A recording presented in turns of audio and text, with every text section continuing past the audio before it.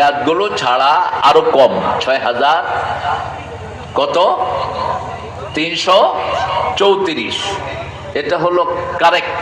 তো ৬,৬৬৬, প্রত্যেকটি আয়াতি এক একটা কিতাব, প্রত্যেকটা আয়াতি এক একটা কোরআন। আল্লাহ রাব্বুল আলামিন সুপারিশ করবেন না, কোরআন সুপারিশ করলে রমজান সুপারিশ করবে, কোরআন সুপারিশ করলে নবী আলাইহিস সালাম সুপারিশ করবে। আল কোরআন আর রমাদান চিনবে না, রাসূল তাকে চিনবে না, কারণ রাসূল আমাদের মাঝে এখন নেই। এখন আমাদের মাঝে কি আছে? আরো জোরে বলেন। মৃত্যুর পরেই সে জান্নাতি হয়ে যাবে।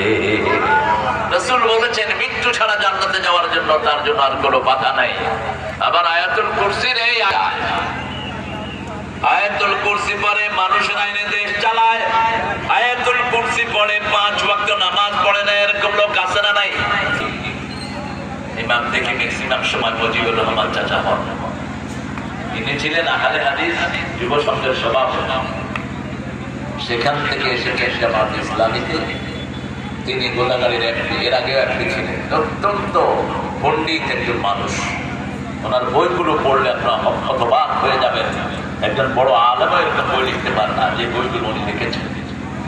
ইসলাম কারোর জন্য নির্দিষ্ট না, ইসলামের জ্ঞান যার কাছেই থাকবে সেই ইসলামের নেতৃত্ব দিতে পারবে। ঠিক না ঠিক?